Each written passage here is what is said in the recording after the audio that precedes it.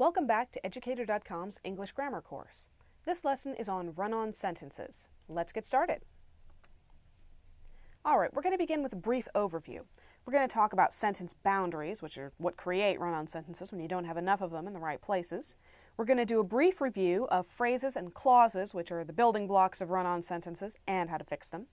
And then we're going to look at the different kinds of run-on sentences and how to turn them into correct sentences. Alright, to begin with, boundaries. Sentences need boundaries, punctuation, and other techniques to break thoughts down into easily digestible chunks. Humans are easily distracted. They need their language, their thoughts in little bits, and so we use boundaries to break them down. Now, when there are too many boundaries, when it's broken down into pieces that are too small, then the sentences end up as fragments, which was covered in the previous lesson. When there aren't enough boundaries, sentences end up as run-ons. Okay, they just go on forever because there's nothing to stop them. That's what we're going to talk about in this lesson. All right. First, we need to establish the difference between a phrase and a clause because that contributes to how run-ons are made.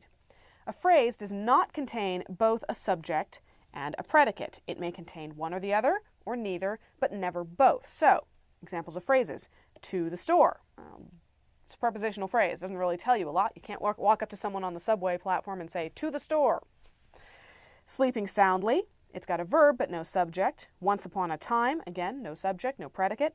And without saying a word, another prepositional phrase, doesn't have a subject, doesn't have a predicate.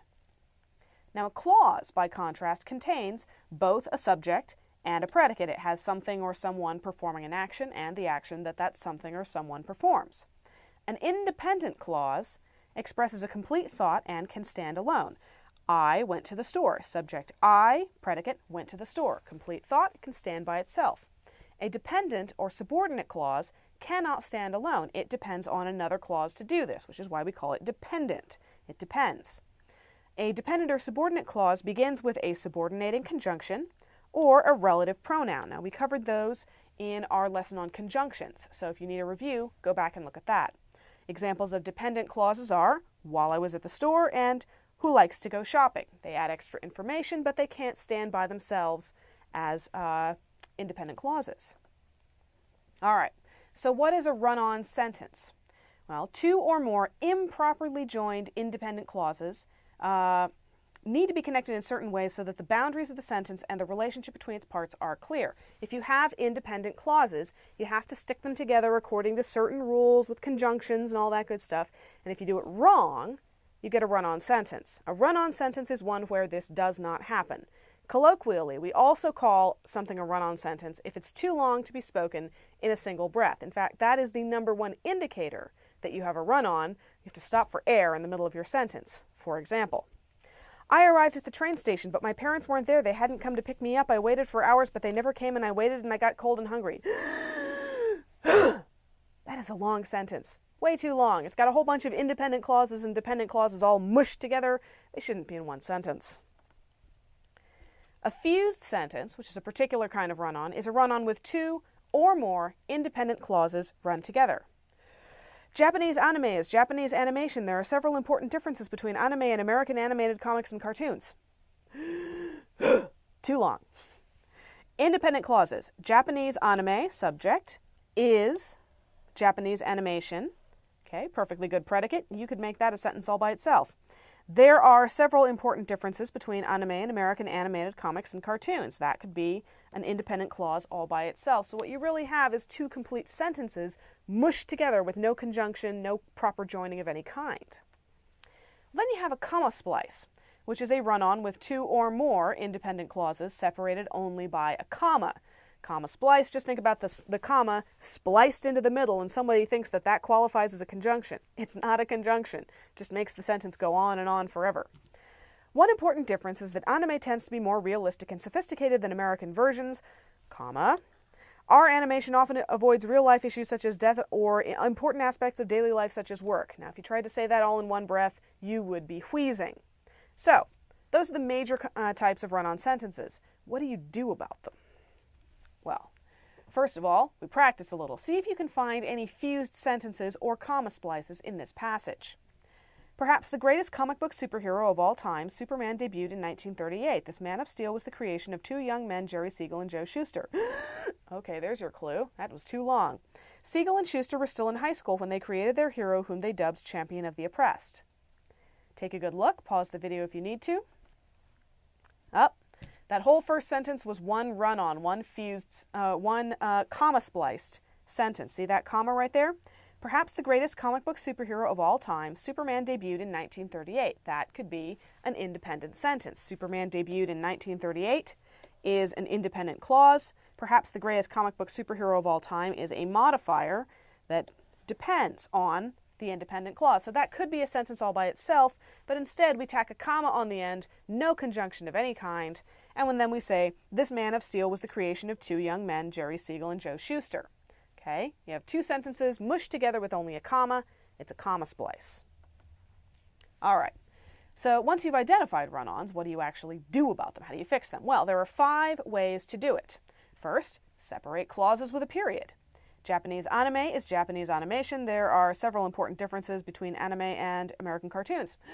Here's how you fix it. Japanese anime is Japanese animation. Period. Hey, look, we have a completely grammatical sentence right there.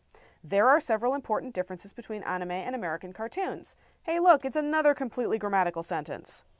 So, if you have 2 independent clauses stuck together, you can separate them with a period and make them their own sentences. All right. Second way, separate clauses with a comma and a coordinating conjunction. Anime comes in dozens of genres for adults as well as kids. Here in America, cartoons are only for kids. Too long, fused sentence. What do you do? Well, anime comes in dozens of genres for adults as well as kids, comma, but note the conjunction. Here in America, cartoons are only for kids. We have 2 contrasting ideas. Anime comes in a whole bunch of genres for adults and children, and here in America, cartoons are just for kids. So we use a comma and the conjunction, but. Now, the third way to correct run-on sentences is to separate clauses with a semicolon. What's the difference between a semicolon and a colon? We'll get to colons in a minute. But use the semicolon only if the 2 sentences are closely related. Okay, so you've got 2 sentences that are closely related in thought and concept, then you can stick them together with a semicolon. You may want to use a conjunctive adverb, such as however, after the semicolon as well. And if you have trouble with conjunctive adverbs, go back and check the lesson on conjunctions. All right, let's look at an example. Anime uses many of the same technological conventions as American animation. It is stylistically unique. How do we fix this? Anime uses many of the same technological conventions as American animation. Semicolon. However, comma, it is stylistically unique. What you do with a semicolon is you join 2 sentences that are related, but could each be independent. Sometimes you use a conjunctive adverb, sometimes you don't need to, but that's what a semicolon is for. Semicolons would actually solve a lot of run-on sentences, provided your ideas are actually closely connected enough. All right, the 4th way to correct a run-on sentence is to separate clauses with a colon or a dash. Now, if the second independent clause summarizes or explains the first, the second complete sentence builds on the first, sums it all up, or explains it, then you use a colon. If the clauses are connected and the second deserves emphasis, use a dash. A dash basically creates a dramatic pause before you say the next part of the sentence. There's one visible difference between anime and American animation, the character's eyes. Too long. There's one visible difference between anime and American animation, colon, the character's eyes. Notice in this case, the character's eyes is not an independent clause. You can actually use it to tack on an independent clause and it still works. You could also put in a dash right there, a nice long dash, if you wanted to make a big dramatic pause before you say the character's eyes. Big deal. All right. The 5th and final way to correct a run-on sentence is to turn one clause into a subordinate clause or modifier. You add a subordinating conjunction to one clause or make it a modifying phrase. So you basically stop it from being an independent clause. You make it subordinate, you make it a modifier, make it perform some other function in the sentence while still conveying your information. Here's an example of that already done for you. There are several differences between anime or Japanese animation, okay, modifying clause, and American comics and cartoons. For one thing, while anime comes in dozens of genres for kids and adults, comma, American cartoons are mostly for kids. Now remember, these sentences were all run together originally. Anime comes in dozens of genres for kids and adults, American cartoons are mostly for kids. In this case, we say, while. Use a subordinating conjunction. So, all of a sudden, it's a subordinate or dependent clause, and it's attached to the independent clause, American cartoons are mostly for kids. You've created a contrast, you've made your sentence clearer, and you no longer have to wheeze at the end of it.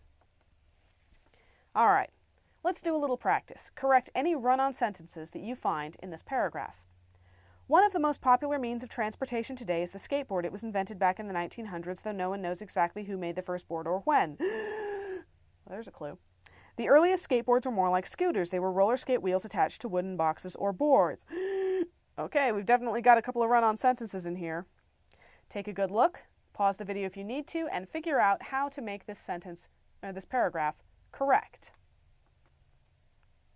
All right, this is a lot easier than it looked. One of the most popular means of transportation today is the skateboard. Period. Start a new sentence. Very simple. We've got two independent clauses. One of the most popular means of transportation today is the skateboard, and it was invented back in the early 1900s. Independent clauses, so break them up, make them independent sentences. And then we have the dependent clause, though no one knows exactly who made the first board or when. That's perfectly fine since it's attached to an earlier independent clause, so it can be part of a sentence. The earliest skateboards were more like scooters. We could use a semicolon here because the next independent clause is closely related to the first. They were roller skate wheels attached to wooden boxes or boards. You could also use a colon here because the second independent clause explains the first. They explain how the early skateboards were more like scooters. Either one would work. You could even use a dash and make a big dramatic thing out of it. The earliest skateboards were more like scooters. They were roller skate wheels attached to wooden boxes or boards. If you really feel like being dramatic, go ahead and use the dash. As you can see, run-on sentences are pretty easy to spot, just listen for the wheeze, and they're pretty easy to correct, just turn them into something that actually works in the sentence. Add conjunctions, break them into independent sentences, turn them into modifiers or subordinate clauses. Either way, run-ons are not too difficult once you've learned how to recognize them. And that's all for this lesson. Thank you for watching Educator.com.